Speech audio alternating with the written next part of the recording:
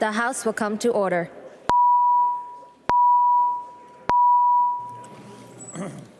Report from the Committee on Rules and Legislative Administration.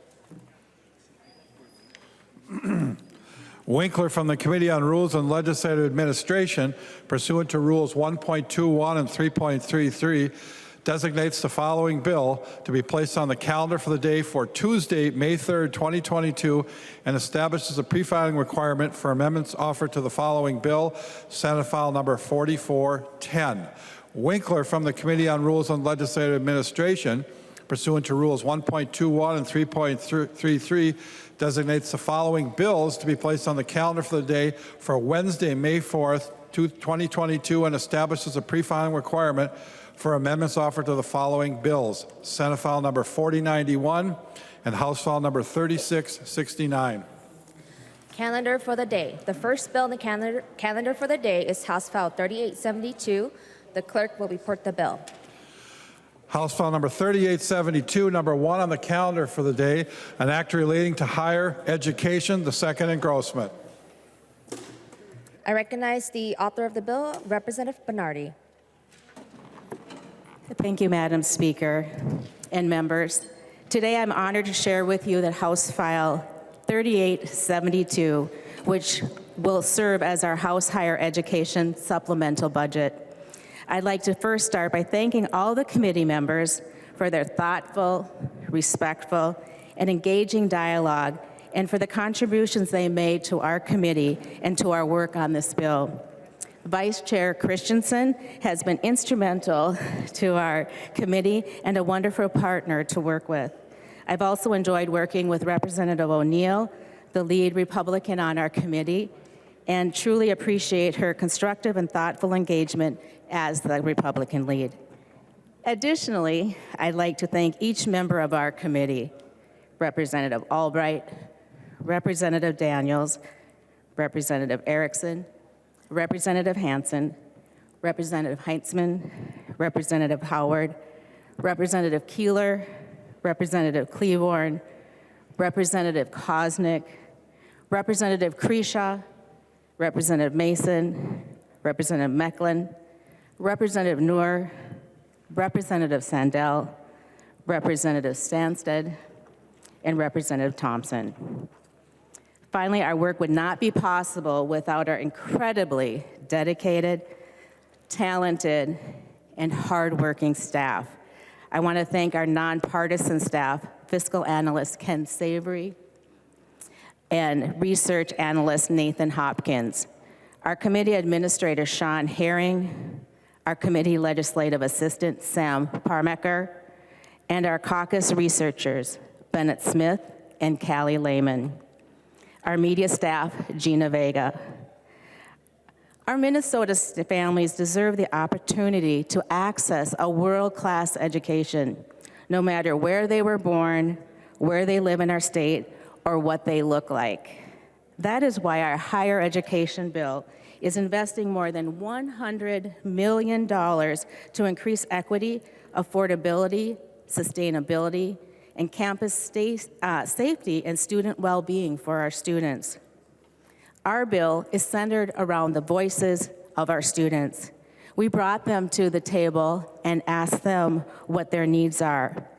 Members, I'd like to take just a moment to share with you a few of their stories, because it's through what they are living through and their experience that we crafted this proposal.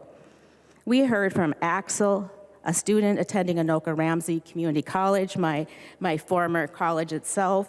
Just 1 second, I want to get, can you get me a Kleenex, please? A Kleenex, please? A Kleenex, please. Okay, thank you just for that break there for a moment. We heard from Axel, a student from Anoka Ramsey Community College, who said it's hard to be a student right now. Many of us, like me, struggle with our mental health. Many of us struggle to have our basic needs met. Roweda, an advocacy chair for University of Minnesota's Black Student Union, let us know our state has one of the worst racial education disparities in the nation.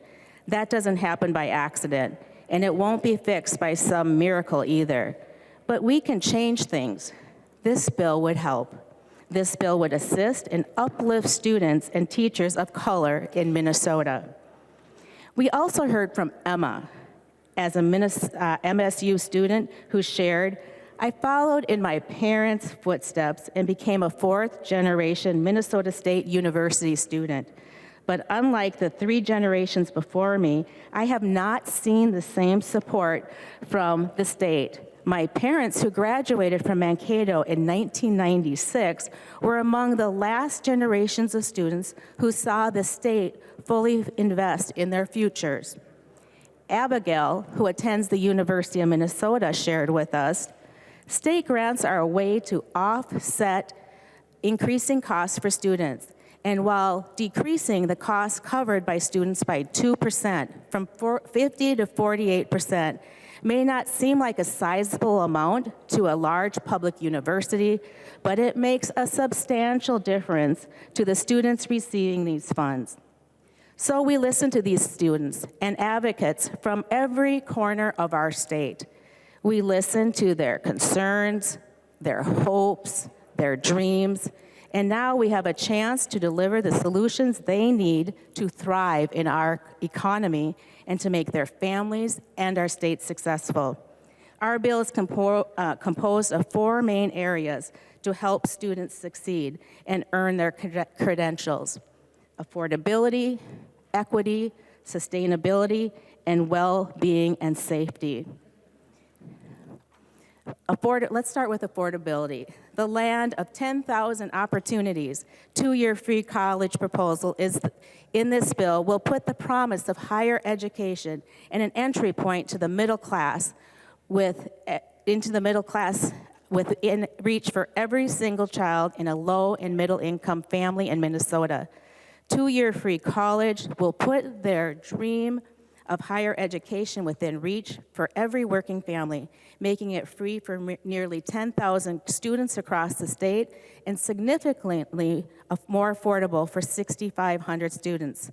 Students with families making $75,000 will have free 2-year college, and students with families making $75,000 to $125,000 will have 50 to 95% of their tuitions and fees covered.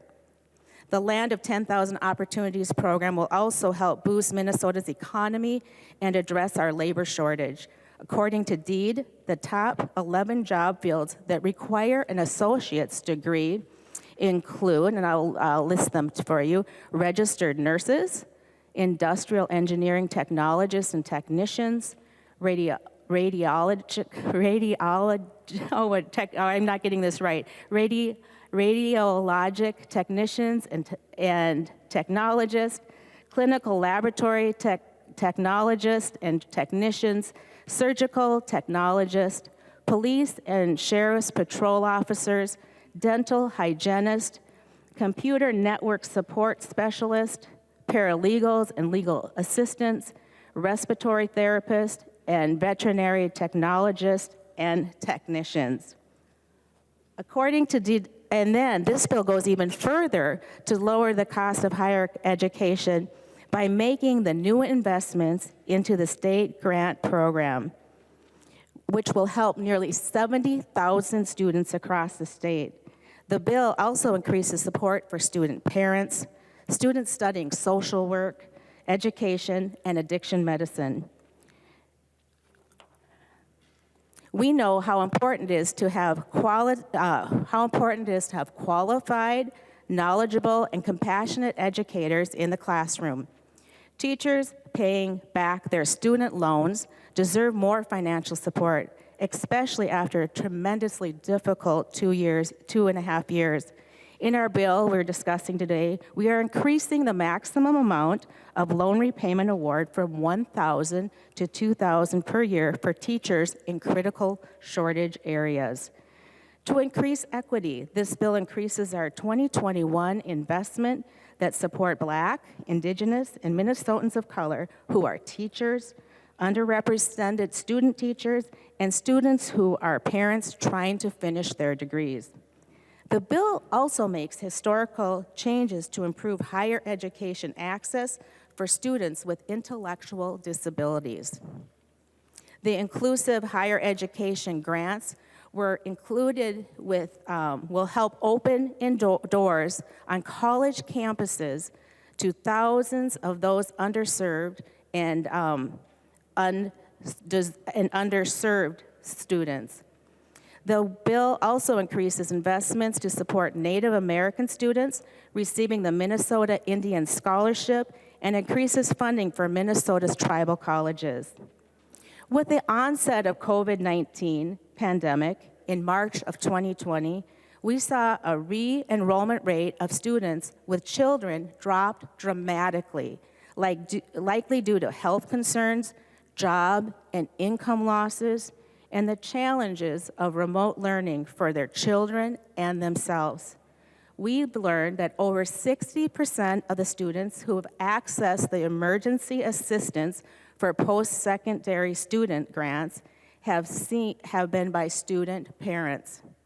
Most student parents reported annual incomes of under $30,000 per year, and 20% report incomes below the poverty threshold. The lower earning level likely leads many student parents to trade-offs. For example, in 2019, only 6% of student parents attended a post-secondary institution full-time, whereas 40% of their peers that are dependents.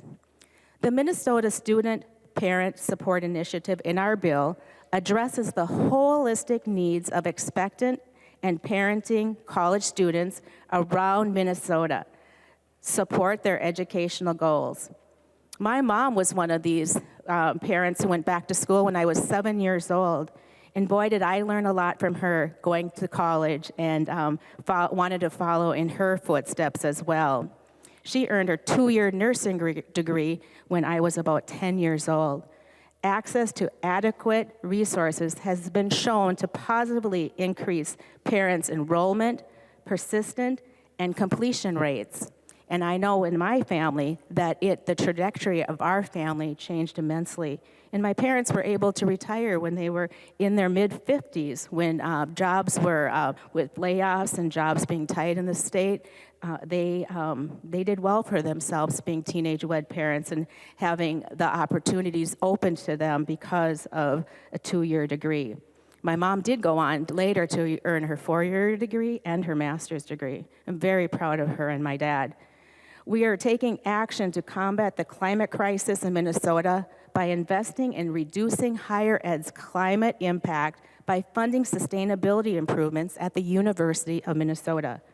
Our bill also focuses funds higher education research into groundbreaking natural resource technologies at the Natural Resource Research Institute in northern Minnesota. And that facilitates the creation of a 50-year clean water plan in Minnesota, because we all deserve assurance of clean, safe, and accessible drinking water now and in the future. And the last element is safety and security. This bill ensures our Minnesota college students are learning in a safe and secure environment. We fund University of Minnesota's campus student support, safety, and security requests. The bill also funds Minnesota State's request to increase mental health and student basic needs support to help provide students with services that they need to be healthy and productive on campus. Our higher education budget is student-centered with lots of good provisions that will deliver critical support to our students now while delivering a brighter, equitable, and prosperous future for Minnesota students, their families, and Minnesota's economy. With that, Madam Speaker, I stand for questions.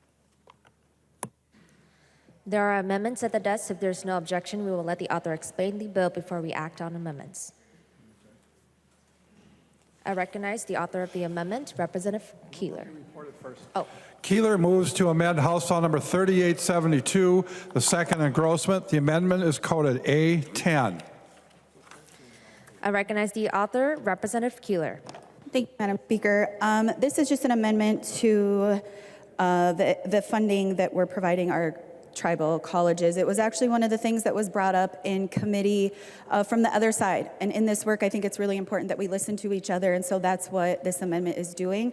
What it is saying is that when we provide money for our tribal colleges, they're going to provide a report back to us, and that report will go to ranking members, both the House and the Senate. That's it. Thank you. Any further discussion? I recognize Representative O'Neill. Thank you, Madam Speaker, and thank you, Representative Keeler, for working with us on this side. I know we've got the amazing Representative Sandra Erickson, who we will miss greatly, and her institutional knowledge. And she was very gracious to spend some time with us to help us work on some of the parameters of accountability, because of course we all want to see transparency and accountability when we're standing up something new. So thank you, Representative Keeler. I would encourage everyone to support this amendment. It is good governance. It is a good transparency and accountability measure that we should see really throughout all of state government. But we're going to do it in this one little piece. And thanks, Representative Keeler, for bringing that forward and working together with me to accomplish this language. Thank you. Representative Bernardy. Thank you, Madam Speaker. And I too want to thank Representative Keeler, Representative O'Neill, and Representative Erickson for their work on this and the collaboration with our consultation with our tribal colleges for putting this amendment on. So I encourage a yes vote. There being no further discussion, all those in favor of the amendment say aye. Those opposed say nay. The motion prevails and the amendment is adopted.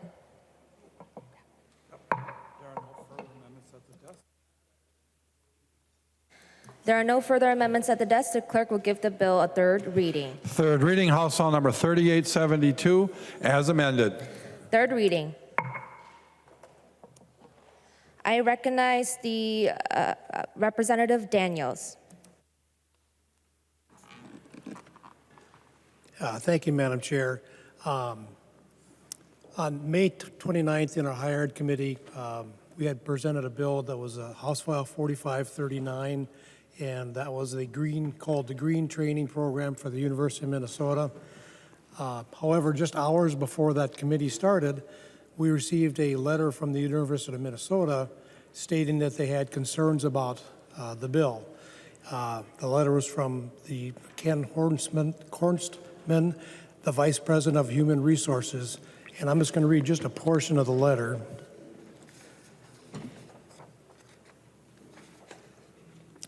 It's addressed to Chair Bernardy and members of the House and House Higher Education Committee. We are writing to you to express our concerns with House File 4539, a bill to create a green training program at the University of Minnesota.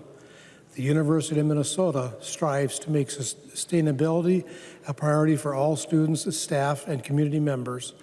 The importance of including and engaging all members of the university of this program is why the Board of Regents adopted a policy on sustainability and energy efficiency in 2004.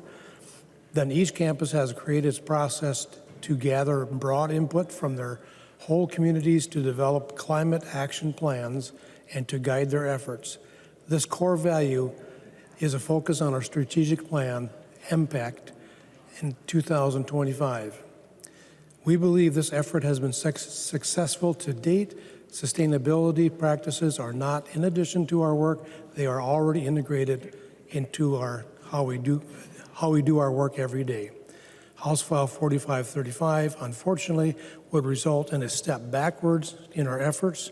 The legislation proposes move financial decisions for training and management to a green training program that is represented by 50% of the employees already part of the collective bargaining unit. If therefore circumvents the collective bargaining process and procedures in place that the university follows. So they didn't request it, they didn't ask for it, they don't want it, and I was pretty sure after receiving that letter we would probably get a author of the bill to pull the bill. That's what we do when we find out we're not doing the people that we have the bill for, doing them any favors. So my concern with this bill today is the green training program.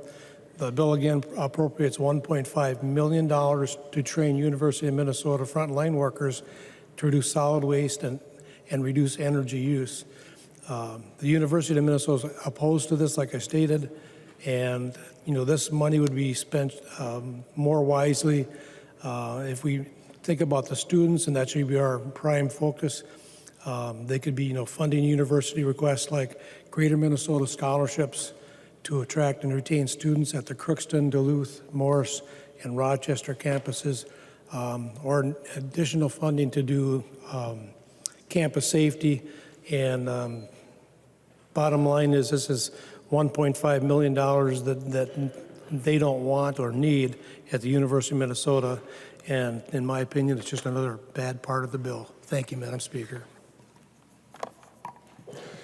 I recognize the member from Clay, Representative Keeler. Thank you, Madam Speaker and members.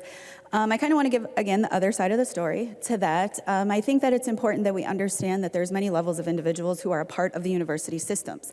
When we get our requests from what we want to cover from the U, that really comes from high-level individuals. What this effort came from was our workers, was our individuals who are working and in these spaces that are saying that they are not getting the tools that they need to be trained adequately to be able to use their composting machines. And it's a safety issue, and it's something that they're trying to speak up for, and that's what we did. I think it is important that we don't just listen to the top of organizations, that we absolutely listen to the individuals who are doing the work. So that's where that came from. I'm going to kind of continue just talking in my support on this bill. I'm a dragon. Both my bachelor's and my master's are from MSUM. It was education that actually brought me to Minnesota. And as we've heard from many of you, and we've heard from many of the students that spoke in front of us this year, that's a reason why they've moved here as well. And so in this body, what I hear a lot is what you all do right now. Your housing providers, your teachers, your different things. But I want to highlight where you've been and why this is important to continue to invest in our higher education systems. And this is not just a my side of the party situation or things that we care about. So when it comes to our Minnesota state systems, they're the most affordable systems in our state. And so I'm going to take a moment because I love talking about where we got our degrees from. I think education is extremely important, and I think it's important to understand how we have all grown and learned from our own education systems. One of the first things we did when we started this committee last year was we all went around in the committee and we talked about how higher education had an influence on our lives, and we talked about where we all went to school. And the one thing that I learned is that Representative Albright and I are both dragons, go dragons, and so I kind of wanted to look at what other commonalities we had. And so just indulge with me for a minute. I'm going to go through a list because I'm a nerd and I like to research things and share some information. So not only did Albright, he's a dragon, Representative Backer went to St. Cloud State University. Members, please take your conversations to the alcove. Representative Baker, Representative Bennett, Bowe, Daniels, Davids, Detmer, Eklund, Frankie, Frazier, Frederick, Garofalo, Green, Grossel, Hassan, Heinzman, Hewitt, Johnson, Juergens, Keeler, Kosnick, Kreshaw, Lucero, McDonald, Mueller, Nelson, Knorr, Novotny, O'Driscoll, O'Neill, Pulowski, Petersburg, and Farr, Schumacher, Swazinski, Tice, Erdahl, and Tijiang are all graduates of our Minnesota state systems. I think that we talk a lot about the struggles in life. I just want to highlight how awesome our systems are for all of us. We have all taken advantage of these beautiful systems, the way that they're working, and we have all grown, and now we're here being the voices for Minnesota. So our systems work. We're all doing amazing things in our community. So I just want to uplift what these systems do, not only for Minnesotans, but for all of us in this room making these decisions. A couple of the other things I want to highlight is our importance on making sure that we're not only providing academic opportunities for our students, but that we're providing the supports that they need to stay in those academic settings. One of the things we hear, especially through the pandemic, but long before, was the need for supports for mental health.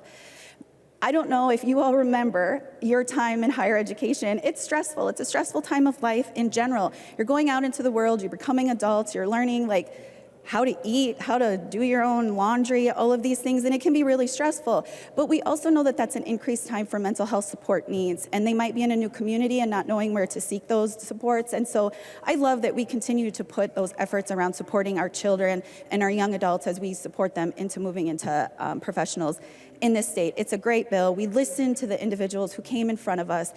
Chair Bernardy does a great job at looking at this through an equity lens, and I'm really appreciative of that. Thank you, Madam Speaker. I recognize the member from Crow Wing, Representative Heitzman. Thank you, Madam Speaker. I've just been paging through the bill a little bit, and having also brought up this issue in committee, wanted to address it again here on the floor. In the language of the bill and in the specific provision that was offered in committee, we saw a significant amount of money. In fact, I think $650,000 to the University of Minnesota for a clean water plan. And I was wondering if the bill author would yield to a question, Madam Speaker. She will yield. Representative Heitzman. Thank you, Madam Speaker. Representative Bernardy, I just wanted to confirm, because there were some questions. Was this something that the university asked for? I was trying to recall. And now that it's here in the bill today, it'd be nice to get a little bit more background on this. We had talked a little bit about how these kinds of water and environment, natural resource related items show up sometimes, and this provision didn't make it to the Environment Committee, so we didn't really get to fully vet it there. And if we could have some more background on that, I'd sure appreciate it. Representative Bernardy. Thank you, Madam Speaker. This was Representative Morrison's provision, and she would be able to give more of a background on it, but it was something that was asked for by University of Minnesota professors, I believe, but she would need to verify that. But it's very important to our state. As you know, throughout Minnesota, water is valued, and having clean water is very important. So Representative Morrison would have more detail on that. Representative Heitzman. Thank you, Madam Speaker. Maybe if Representative Morrison could yield and address that, that would be helpful to the body. She will yield. Representative Morrison. Thank you, Madam Speaker and Representative Heitzman. I believe your question was, did the University of Minnesota ask for the plan? Representative Heitzman. Thank you, Madam Speaker. Yes. I was looking and I couldn't find anything written that indicated that they were asking for this, but maybe I missed it. And it was something that, as I was bringing the question forward and asking the chair of the committee, maybe if we could get some clarification, since the chair wasn't completely clear on that. Thank you. Are you asking Representative Morrison to yield? Madam Speaker, yes, I thought I did that. I apologize. Representative Morrison. Thank you, Madam Speaker. Representative Heitzman, the university did not approach me about this bill. A coalition of many Minnesotans is very concerned about the future of water in Minnesota, and the Water Council at the University of Minnesota seemed like an appropriate, nonpartisan academic entity who could create this water plan. Representative Heitzman. Thank you, Madam Speaker, and thank you, Representative Morrison. I didn't think that the university had requested it specifically, and just to give some background, and in case folks aren't tracking the Environment Committee, there are so many water plans that we are working on across the state, and the EQB specifically has developed a water plan related to this exact topic in just the last few years. And I just hope that we're not being redundant. We're really having to watch the spending in a lot of these bills that are coming forward. And I want to make sure that the body has some context for that and understands that the University of Minnesota did not request that, yet here it is in the bill. More spending. Democrats are proposing another redundant body address this issue, and I don't mean to be dismissive, because it's critical that we maintain a good plan, and I think that the EQB has done that, and I'm referring to the 2020 water plan purpose, and there's a number of documents that I could cite and go through for the body, but I'll leave it at that and let you know that this is something that we're working on, and it's something that through our statewide plan every 10 years, which is a statutory requirement that the EQB is working on, this plan fulfills a legislative mandate at the EUQB. So, I hope this is one thing that we're looking at more closely when this bill goes to conference committee, because it appears to be unnecessary. Thank you, Madam Speaker. I recognize the member from Hennepin, Representative Noor. Thank you, Madam Speaker. Let me begin by saying thank you to Chair Bernardy for really focusing on what really matters. This bill focuses on affordability, equity, sustainability, student well-being, and safety. Members, in this bill, the opportunity for students to achieve their dream to attend college for free will be realized in the next few years. This is a significant investment. It's a significant investment because it's an important pathway to middle class for anyone who gets an access to higher education. But what we have seen is an increase in terms of the tuition, and it's getting harder and harder for students to afford to go to college. Madam Speaker and members, it's a tragedy. It's unfortunate, it's unattainable that many students do not have an opportunity to attend college simply because they cannot afford it. If we really want to do well with our economy and to have the best workforce in the world, that means that we afford free college to every high school graduate who wants to attend any of our state two-year colleges, and we can do it. It's time. It's past time. This is a bold idea. This is what we need to make sure that our state, based on the workforce shortages that we're facing, that we're able to increase the workforce of the future. Let's build the next generation of workforce by investing in their higher education. I'll tell you this, I've been speaking with so many employers over the past few months, and guess what? Their number one challenge is to find employees who have the skills needed to do the work that employers are looking for. Members, if we don't do this investment, then we are disinvesting in our economy for the next few years. Think about it. A student who has gone through college and ready to find the best job will always have that opportunity. But if you look on the other side, if we don't do that investment, we have seen the trend. The two-year colleges have lost almost a half of their students. You know why? You ask the students why, it's because they cannot afford to go to a two-year college. They can. I think there was a recent report in the Star Tribune that really laid out that foundation that students will have the best opportunity if we give them the resources that they need. So I just wanted to say thank you. Thank you for creating the opportunity for the land of 10,000 opportunities. And I ask for you to support this bill. It's a significant investment that we needed today. Thank you so much, Madam Speaker. The member from Mille Lacs, Representative Erickson. Thank you, Madam Speaker. And I'm going to take a little different approach on this bill because I believe that we have a budget year, which was last year. So the second year of higher education should focus on academia and hear from the students about the pros and the cons of how their colleges and universities think of them as learners. So I want to point out, first of all, that the graduation rate in our colleges and universities in Minnesota is not on the rise. Representative Pulowski, I think Winona has one of the highest graduation rates, near 60%, and prevails that way.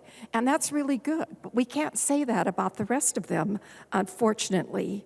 And only 30%, I found in my research, of the graduates from across our college system and the university actually get jobs in their major area.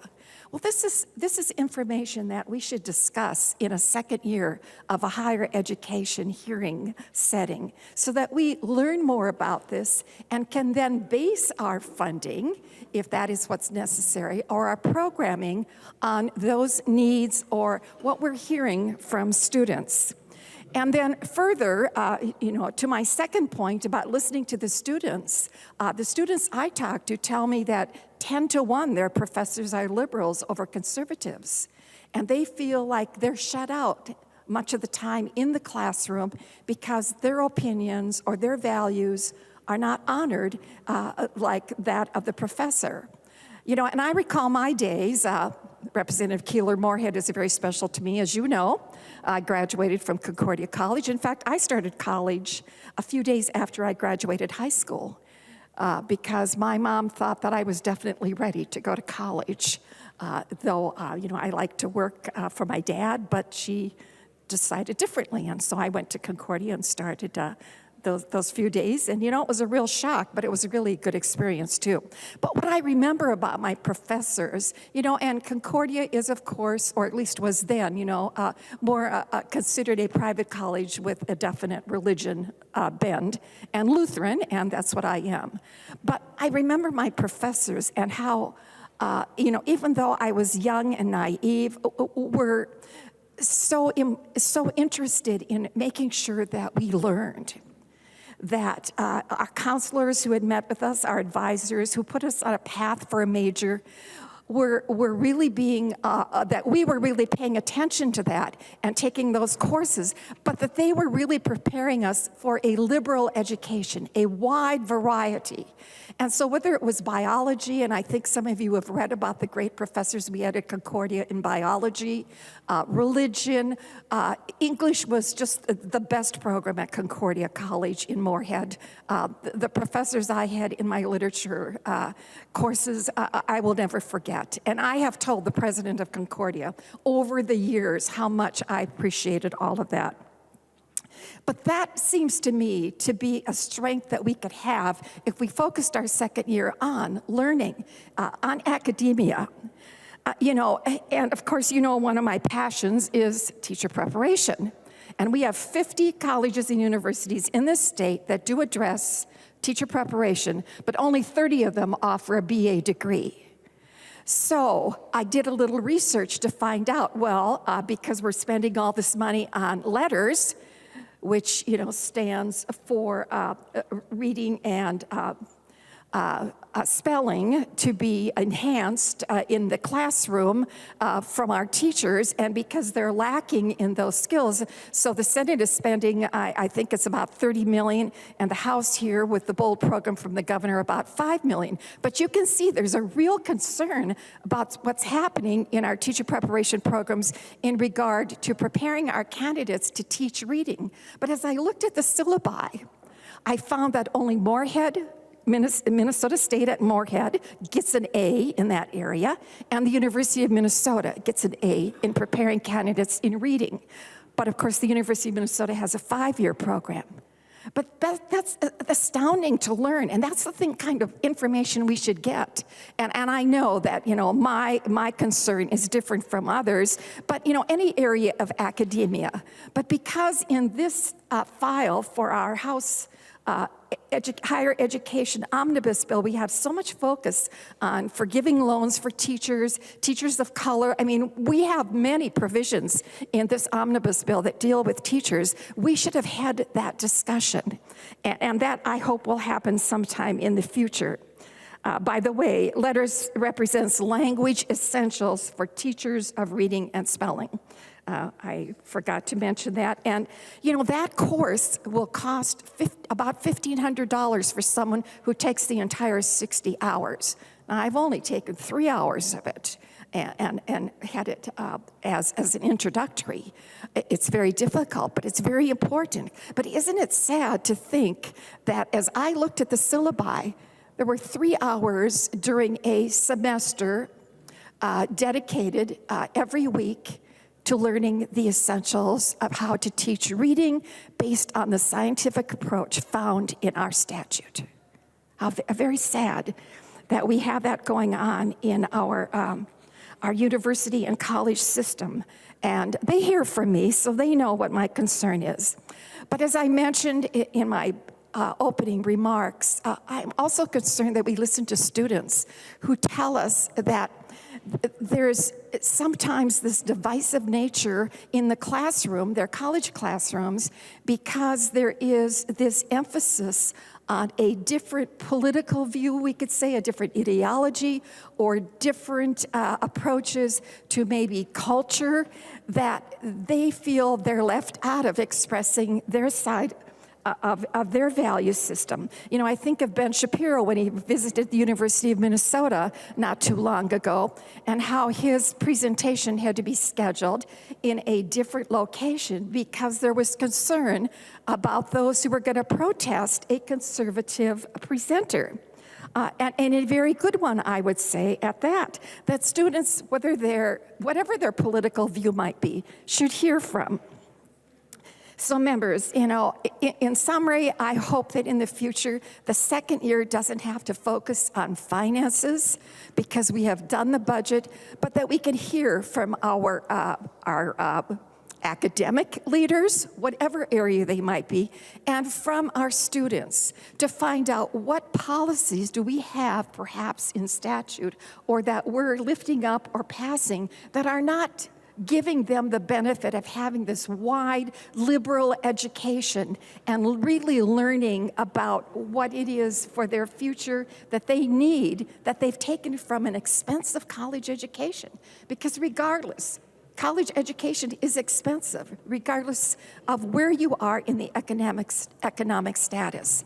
It is expensive, and it's a cost that you want to benefit from. So members, I just wanted to share that in my parting days here, that I have a real concern that the second year of the biennium in higher education should focus on academia and what's happening across our state in our 50 colleges and universities, and also then listen to the students, not only ask for, tuition freezes, which they didn't get, or for other assistance that they need, but also for what they're sensing in a system that we give support to that should be honoring all of their viewpoints. Thank you, Madam Speaker.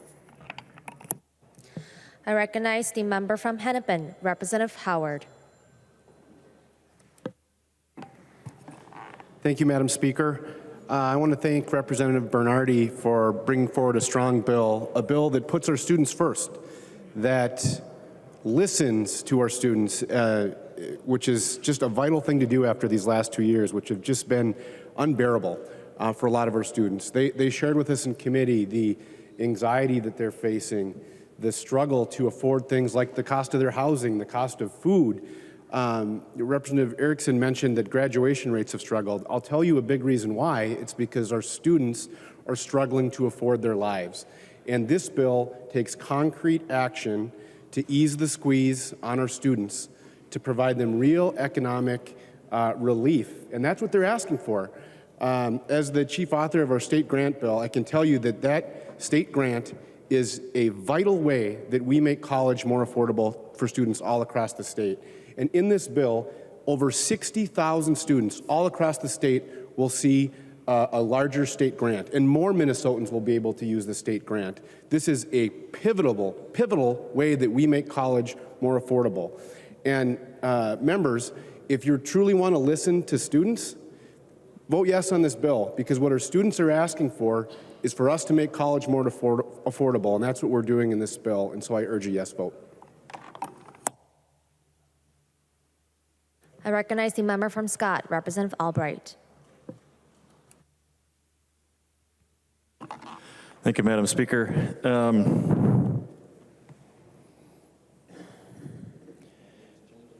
You know, when I sat down to think about what I wanted to say about this bill, I was reminded of my own college experience, my own higher education experience.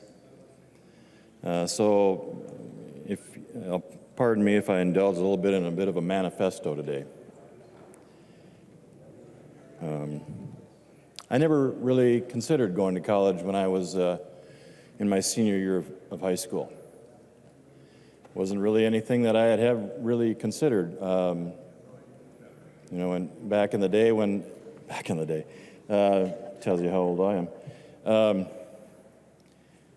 When we were juniors and seniors in high school, when we sat down with our guidance counselors, they would ask us, you know, what type of plans do you have for your future? And in most cases, the curriculum would actually help you move towards a technical and trades path, or one that would focus on getting you prepared for college. And I figured I'd follow the footsteps of my dad and become a carpenter. And so back in Mapleton, where I graduated from high school, started thinking about taking half days off on Tuesdays and Thursdays, getting on the bus and go to Minnesota Lake, where I'd learn a trade. Shortly after I graduated from high school, we changed that, moved that responsibility over to our technical colleges and our community colleges. And so, sadly, in my opinion, those that are graduating from high school now have a piece of paper, but they don't have a skill set. And Representative Plowski, I hope that in your next biennium, you take that charge and that mantle up again, because I think that's sorely lacking. We've talked about it, and we've co-authored that legislation. We're missing something. And the world, I don't think, is better for it. So I had an introduction to another individual who said, you should just go to a homecoming game with me and see what college is all about. I did. Ended up going to a two-year college in Golden Valley Lutheran College, where oddly enough, as paths do tend to cross in a number of ways, serendipitously or providentially, I ran into Representative Leon Lilly. Representative Leon Lilly and I went to the same two-year college, and it was a good experience. I think we're both better for it. And after that, I transferred up to Morehead State University, which you've heard a little bit about from Representative Erickson. Kudos for her reminding us how great an institution that is. It was back in the day when you used to call it MSU. Now it's something else, and I don't even recognize the name.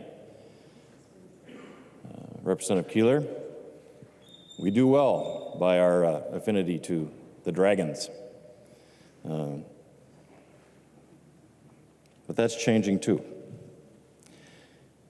You know, back, as I said, when I graduated high school, college was aspirational. It wasn't for everyone. Candidly, I don't think that it should be for everyone. But the part of me thinks that I think the higher educational institutions around the state have been listening to their press clippings a little bit too much, thinking that's the only way that you can provide yourself with a good living and an opportunity to be a good revenue source for the state, dare I say. But Representative Knorr, when you talk about that, you know, busting at the seams in some cases, but also losing students.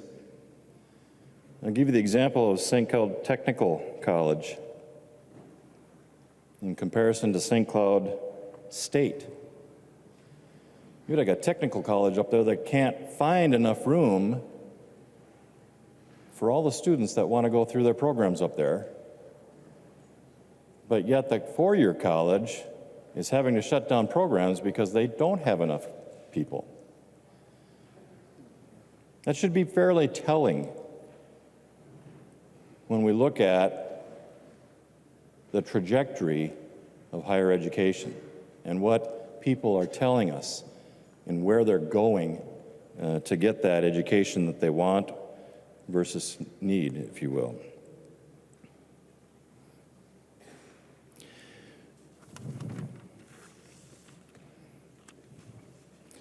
So the past year or so, give you some more context in terms of what have we heard in committee? What have we emphasized? Well, for the most part, our committee has been filled with listening to students, as has been said, and interest groups, observing about how difficult going to college is. And, the very, difficult time that they're having. I've said it before, but life is hard. College isn't any different than that. And if you aspire to something, there should be some difficulty in attaining that goal. The sad truth is that we heard a lot from people that came into our committee, and sadly, there wasn't a lot of debate around the committee table about what do we do about it between both sides.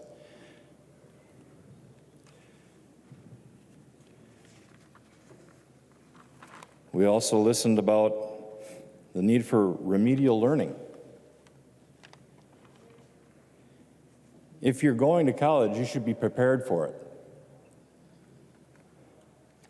It's a sad indictment in terms of our K-12 system when we have to teach remedial reading at the college level when they aren't prepared leaving with a high school diploma.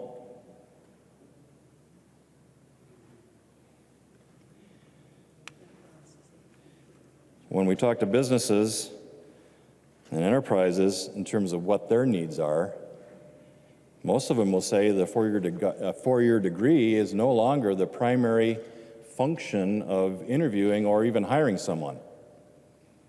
It used to be back when I was putting my resume together was about, the names on the resume. Nowadays, it's about the experiences that you provide. We are creating an entirely different work environment.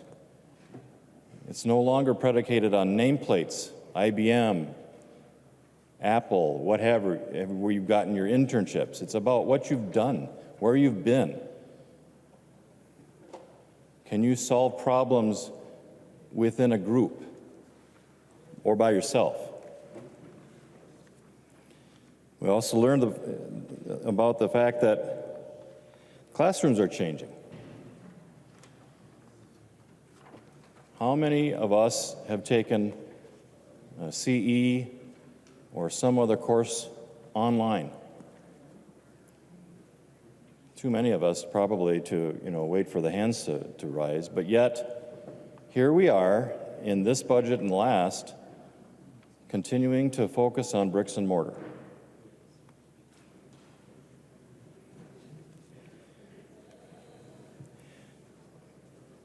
Our higher educational system in this state is collapsing under its own weight, and it doesn't even know it. If you take a look at the birth rate in this state, as well as the exodus of our students to other institutions in other states, compared to the amount of money that we are plowing into our higher educational system, it is unsustainable. You can't keep finding students that aren't there. You can't keep retraining them if they already have left the workforce. One of the saddest truths a lot of people need to recognize is the last 25 months or so has seen an innumerable number of people leave the workforce prematurely. And the people that are young enough to be in the workforce are not prepared for those jobs. We can't make students as fast as we need them.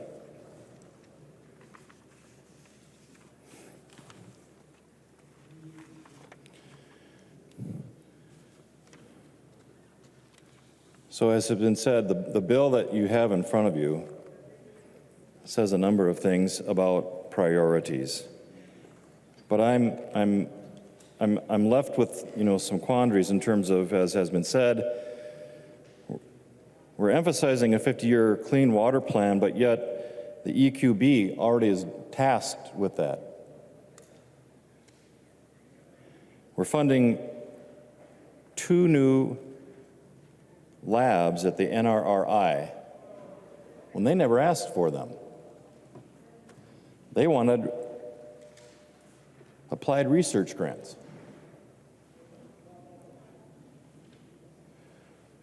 We're dedicating time and resources to a program at the University of Minnesota in the Green Training Program, as Representative Daniels said, and they don't even want it. In fact, they told us in a letter it would send them backwards.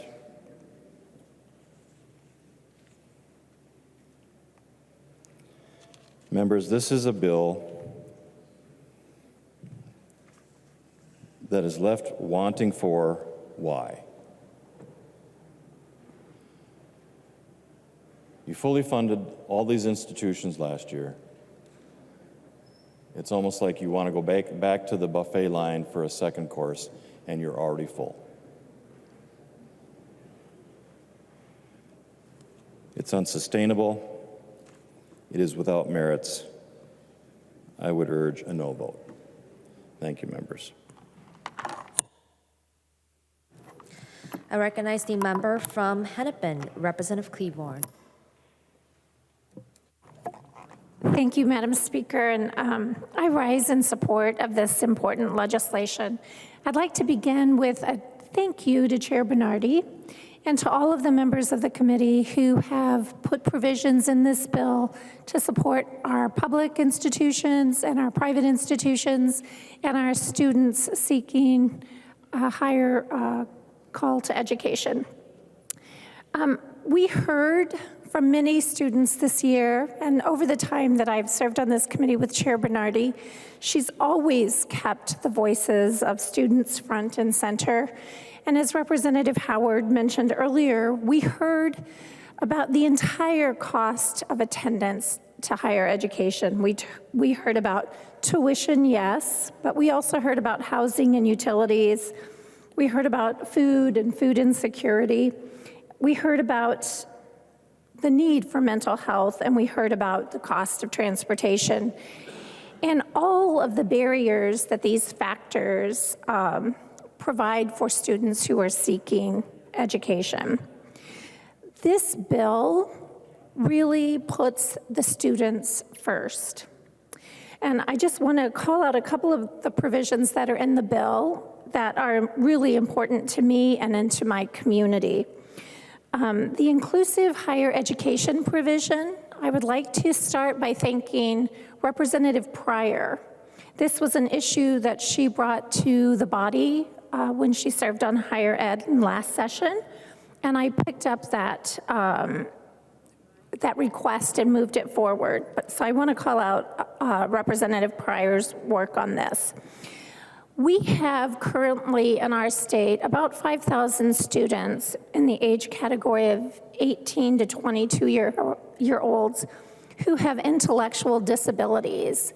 And in our higher education system, they have no place to study. Currently, there are about 100 seats available for those 5,000 students. And by focusing on the voices of the students who testified in committee, This bill provides them an opportunity to go on and earn credentials, to earn an associate's degree, to earn a four-year degree. And I'm just really proud of the fact that Chair Bernardy saw and honored the dignity of those students. Thank you, Chair Bernardy, for including that provision. The next piece I want to talk about is the University of Minnesota student supports. And I did hear the conversation earlier today about the need to improve our graduation times. And that's what these student supports will do by enhancing, advising, tutoring, career counseling, and the health resources that students need to be able to get their degrees and to graduate on time in that four-year period. Further, these student supports will aid 13,000 University of Minnesota students from mid and low-income families by assisting them with the university's promised scholarship efforts. So I thank you, Chair Bernardy, for that. And to Representative Morrison, I want to say thank you for listening to our suburban districts and making sure that that clean water plan is in place. It's important to our communities, and I appreciate your work in bringing that forward. We don't always have to wait for the institutions to bring something forward. We can listen to the voices of our community and be representatives in that manner. And to Representative Keeler, I want to say thank you for the green training program. Yes, it's true the University of Minnesota did not request this program, but when we compost organic matter, we reduce the methane gases in our landfills. And for me, the importance of this is for the workers and the students who might first be introduced to the need for composting and the importance that composting is for our state. And let those students take that lifelong lesson into their private life and do it for generations to come. So thank you, Representative Keeler, for that important work. And I also want to thank the students. Many of the students who came talked about the need for the state grant program. It will come as no surprise that I was not a huge fan of the state grant program. I would have preferred those dollars to go into the public institutions to reduce tuition for everyone who attended. But the voices of those students brought to me the need and the understanding of why those state grants are important. So I want to thank those students who tirelessly advocated for the state grant program. So thank you for that. And Chair Bernardy, I just want to thank you also for being a great mentor as the chair and to listening to all voices.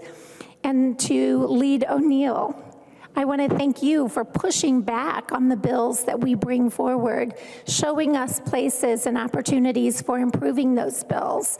You've been a great minority lead and a positive influence, and I enjoy our work together. So thank you, and with that, members, I urge a green vote. I recognize the member from Olmsted, Representative Quam. Thank you, Madam Speaker, and members. And Chair Bernardy probably recalls some of my passion. Representative Knorr spoke about the costs and how this was going to help. And we've got so many great programs to decrease the cost for here, and here. We need to decrease the cost of tuition. Now, why am I passionate on this? I worked 3 part-time jobs while going to school.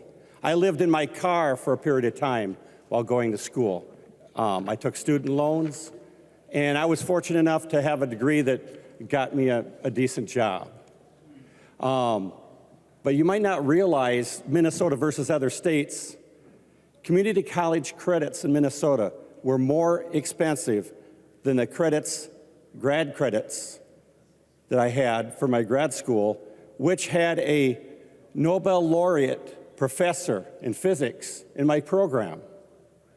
And we got to figure out why we're costing so much. Because success in college means that you're planting seeds in the minds of communities.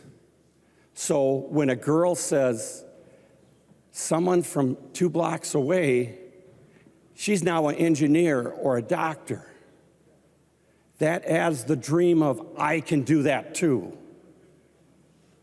And instead of trying to pick winners and losers, if we strove to lower tuition, everyone would have a better opportunity, including the ones that, they're in their 20s, 30s, 40s, or later, find that they need a different career or need to do something more and go back.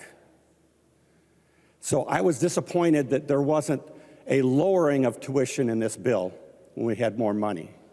What else disappointed me is the last 2 years we've seen so much churn and turmoil, and we have utilization across the state that's not even.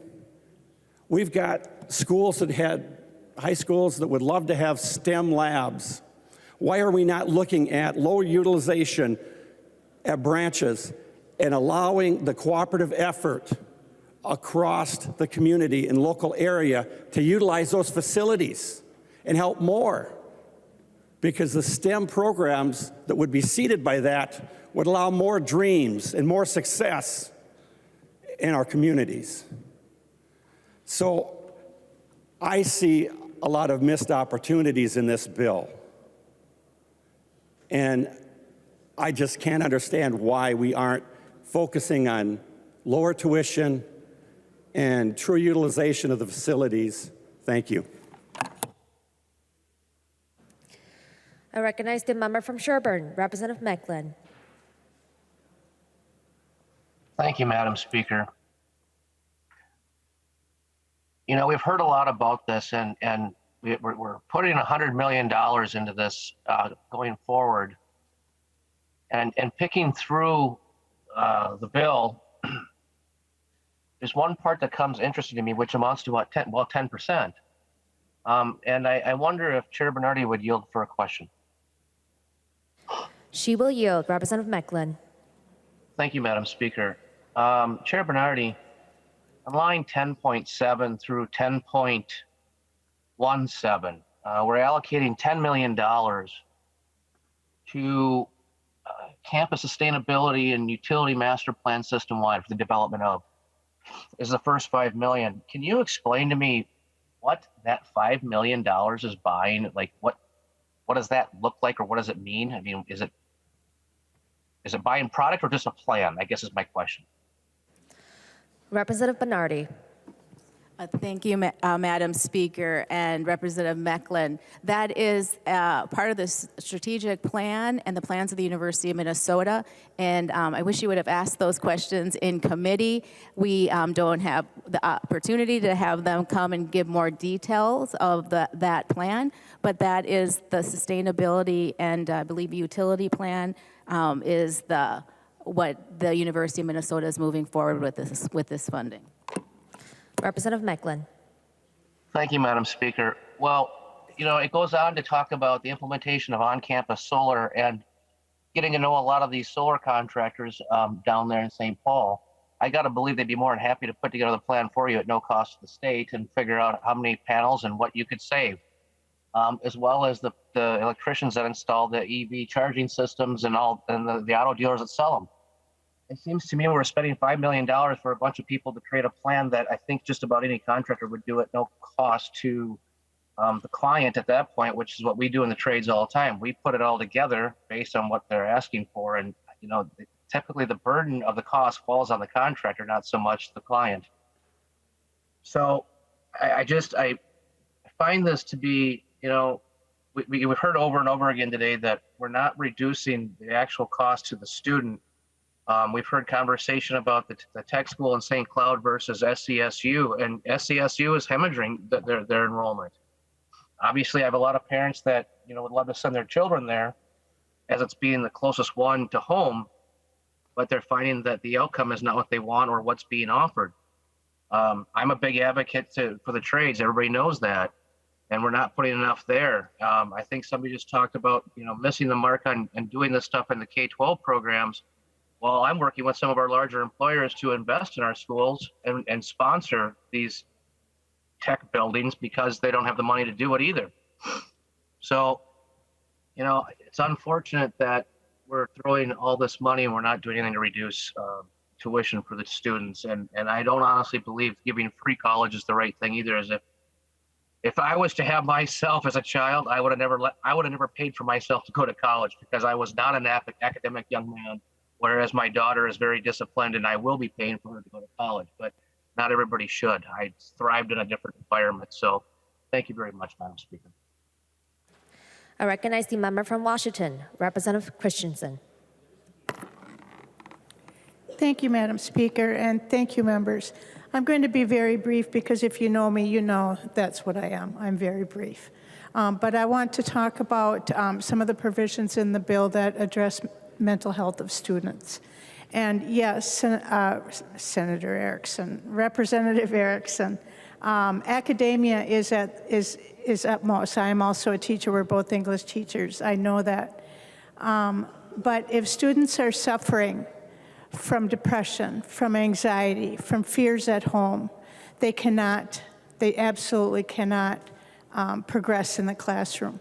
So we need to address that in order for us to see progress at all.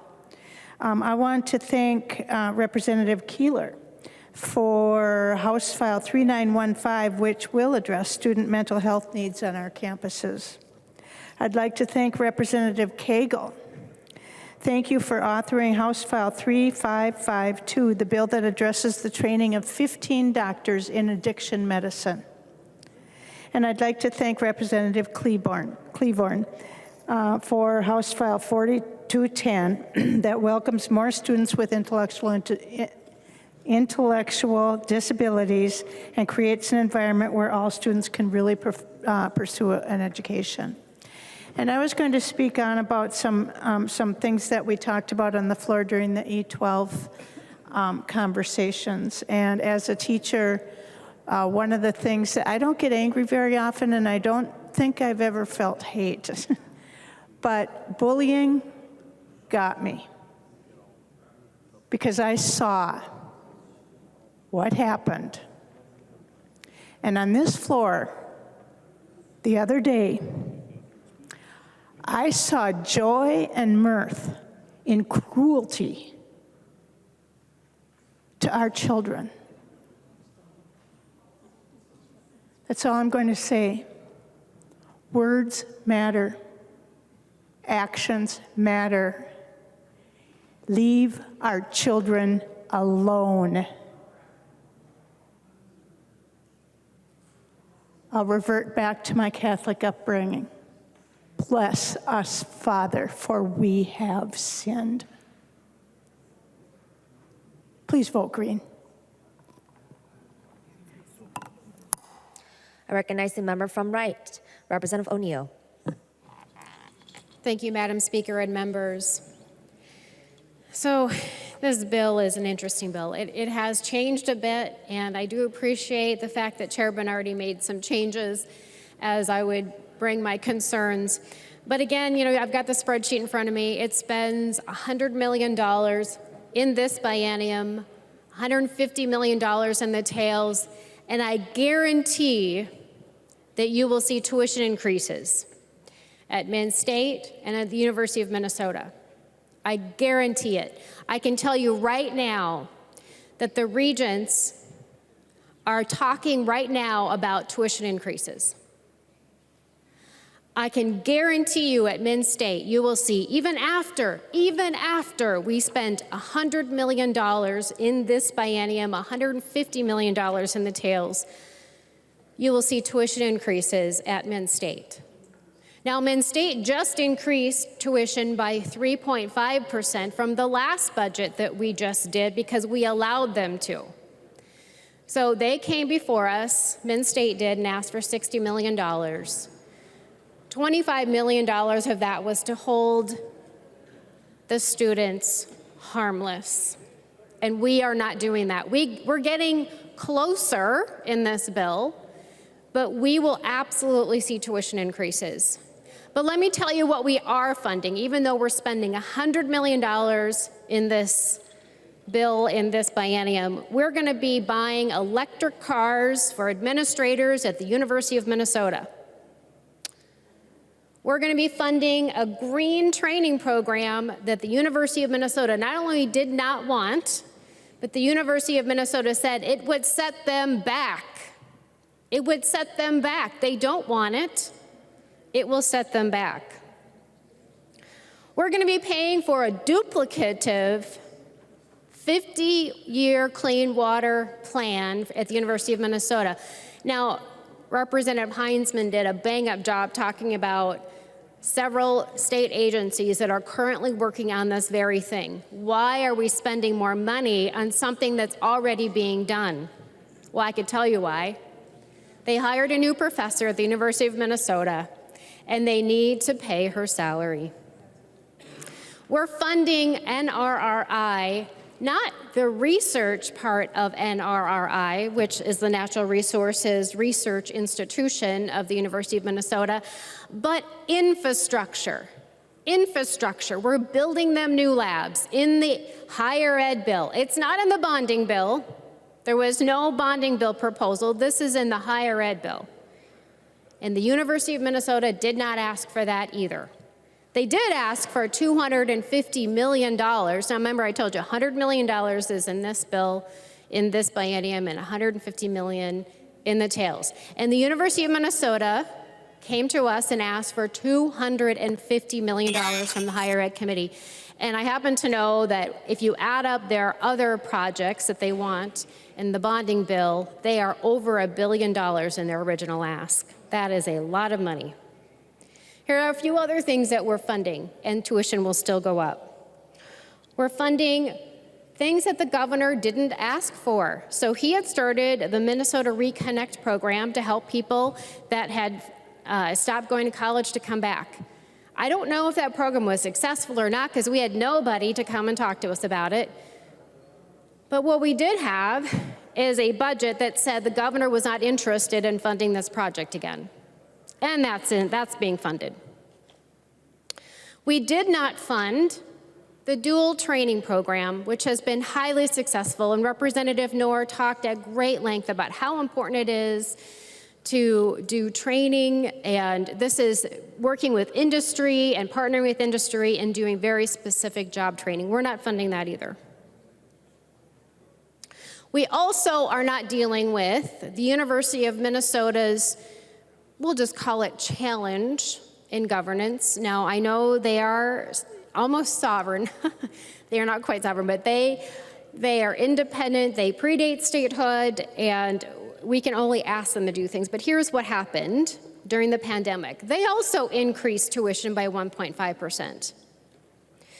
They did a vaccine mandate, and they didn't follow what's in state statute. Now, I understand there's a technicality in there. They didn't offer the conscientious exemption.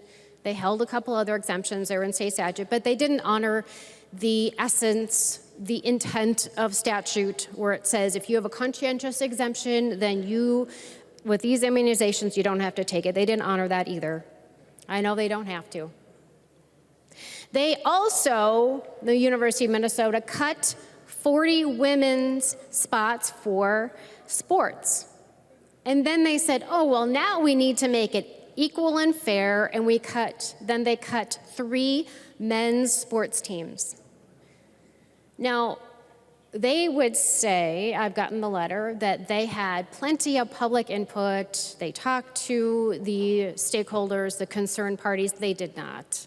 Because those exact same people came to us at the legislature and said, our voice was not heard. This decision happened without us. We had no warning. We had no opportunity to raise our own money, to save our own programs. And you know what? These amazing athletes, some of whom I have met, now are going to other states, not just other colleges in Minnesota. We have lost them to other states.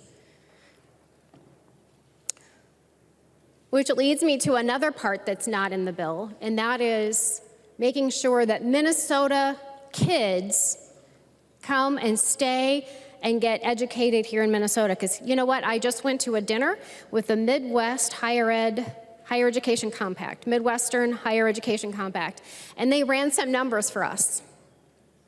And Minnesota does not fare too well with retention of students. Iowa, North Dakota, South Dakota, Wisconsin, they do great They are importers of our students and other students, but we are a net loss of students. And I'll tell you, it's gotten so bad that in 2020, we lost 6,213 students. 6,200 students left the state of Minnesota to go somewhere else. And so I asked the director of the compact, and I said, who are the students that are leaving? And they are the students with the most means. Now, sometimes they come back, a lot of times they do not, but we have not addressed that in this bill either. We also have not addressed the massive pay increase to the president of the University of Minnesota, which, by the way, was protested by unions and students and faculty, because you couple that with cutting the sports programs and increasing tuition, and there is a big administrative issue. We have not dealt with any of the administrative issues at the University of Minnesota. Now let's look at the Min-State system. Many of you have heard about the Hennepin Technical College president, former President Irving. He was hired 7 years ago, and he spent 7 years bullying and harassing his staff and his faculty, and he went on unabated for 7 years. There were newspaper articles about it. The conduct was horrendous.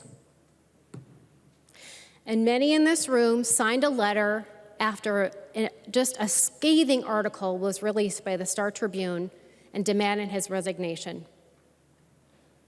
It took us at the legislature standing up to Min-State to say, enough is enough, he has to go. And guess what? That happened on a Wednesday. The following Monday, he resigned. And I was told they were trying to make sure it happened by that Friday, but they couldn't get all of the things worked out. And the things worked out were that they were going to accept his resignation and then hire him back in the systems office. They hired him back in the systems office to fulfill his contract.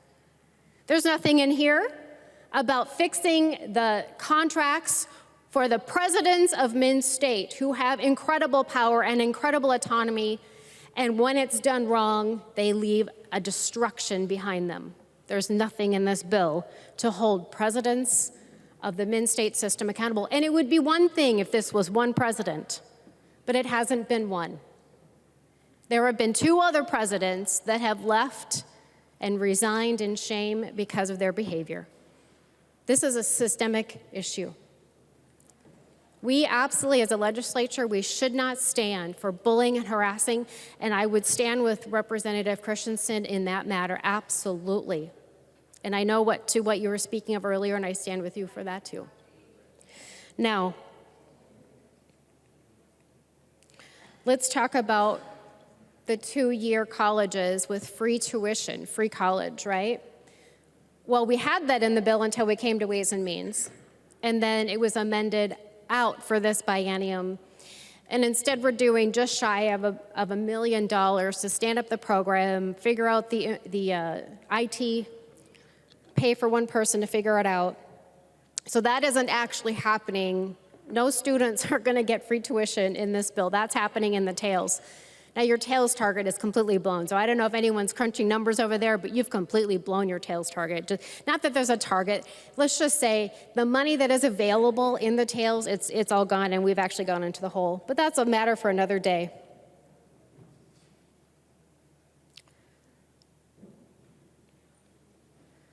The last thing that I would say is there's something that we haven't done since 1985 in the higher ed bill, and that is to support O&M, so operations and maintenance, for our 3 tribal colleges, which are White Earth, Red Lake, and Leech Lake.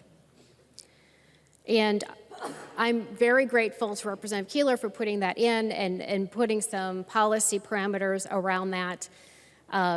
It's something that we haven't done for a very long time. To me, that is a move in the right direction, and you can disagree with me on policy, but I like to see that movement in that direction because I just told you what's happened at our 2 big systems. and the lack of accountability and the lack of transparency. And you know what I want? I want kids to get educated. I want our children and our young people to get an education and get into the workforce. You all know how much we need them. We need the Native people of Red Lake and White Earth and Leech Lake.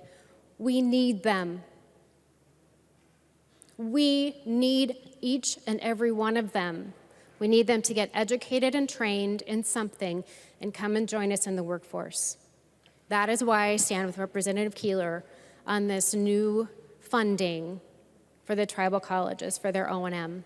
And yes, there is transparency. Yes, there's accountability. Yes, there are reports back to us. That's what's clearly important.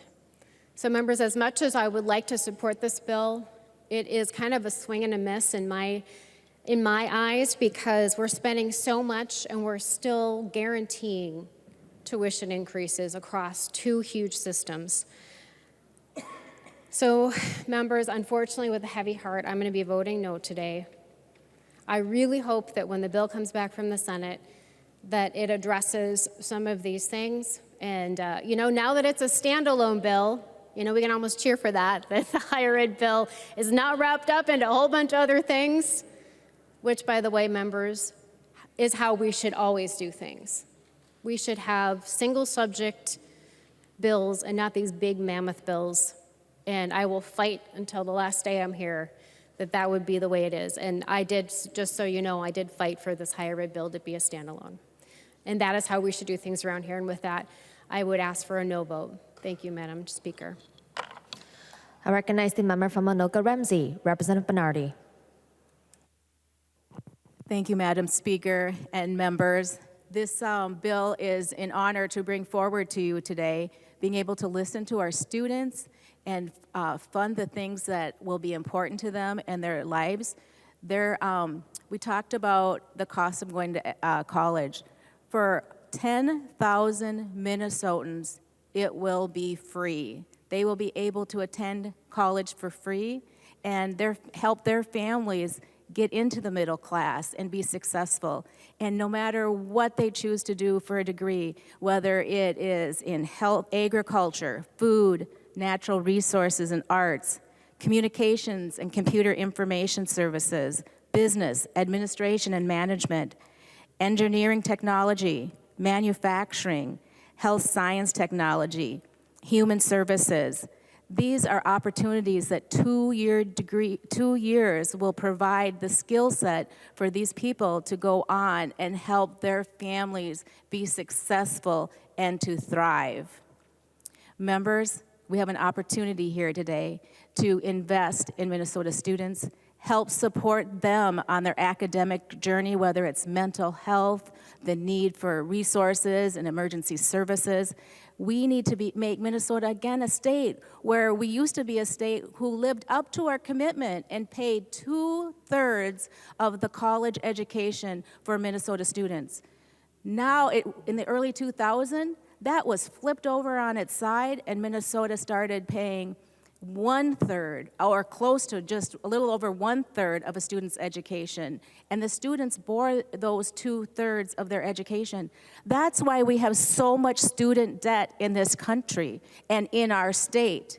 We gave up that commitment, and we need to get back to that commitment so that every student in this state has the opportunity to have a good living wage job of their choice, whether it's the trades or it's in academia or whatever their passion then they want to pursue. That's what we need to do in the state. And it will not only make their families healthy and successful and thrive, it will help Minnesota be successful and thrive. We have opportunities in the state to meet the demands of our workforce, whether it's our STEM degrees, our healthcare degrees, our technical and our trades degrees. We need to invest in Minnesota. So when we talk about this $10 billion surplus, Remember, it's not a surplus when we have all the student debt in the state of Minnesota that is holding our Minnesotans back from being able to live the lives that they want to live. That was because the state balanced the budget on the backs of our college students. We need to reverse that, and we need to make it so that a student can work part-time, can get their degree done in 4 years without a mountain of debt. And this bill helps move Minnesota forward in this direction. And members, I ask for your support, not just for this bill, but for all Minnesotans, for their success and helping their families thrive. I encourage a yes vote. Thank you very much. Seeing no further discussion, the clerk will take the roll.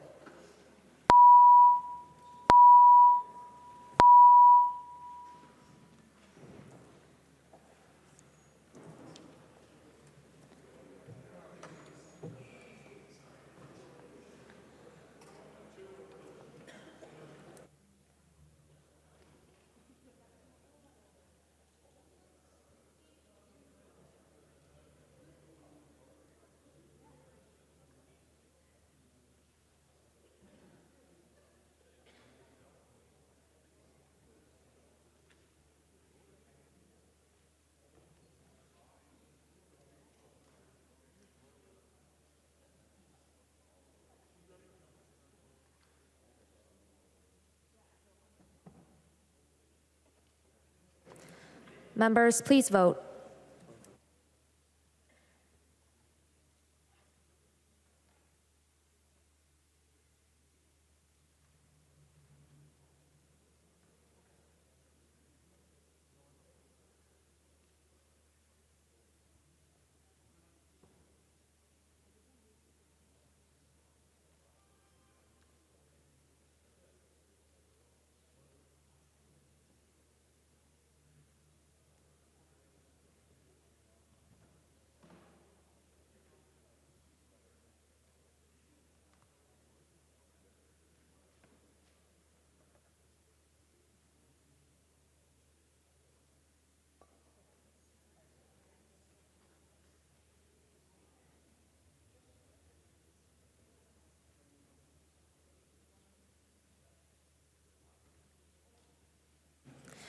Will the clerk call the names of all those members who haven't voted yet? Davids. Davids votes no. Davids, no. Gomez. Gomez, aye. Gomez, aye. Hausman. Hausman, aye. Hausman, aye. Keel. Keel, no. Keel, no. Lewick. Lewick. Mason. Mason, aye. Mason, aye. Nelson, N. Nelson N, no. Nelson, N, no. Schumacher. Schumacher, no. Schumacher, no. Thompson.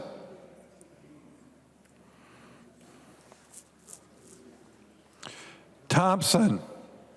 Yes. Thompson, aye. Lewick. Lewick.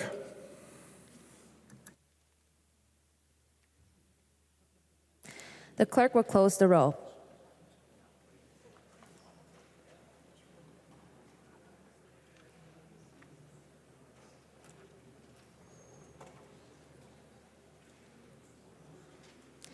There being 69 ayes and 59 nays, the bill is passed as amended and its title agreed to.